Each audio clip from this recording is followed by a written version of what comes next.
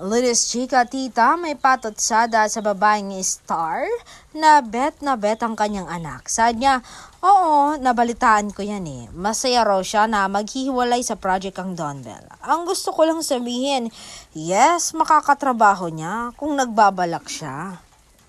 Makakatrabaho niya yung anak ko. Pero hindi niya makukuha ang puso nito dahil ang puso ni Donnie ay para lang kay Bell.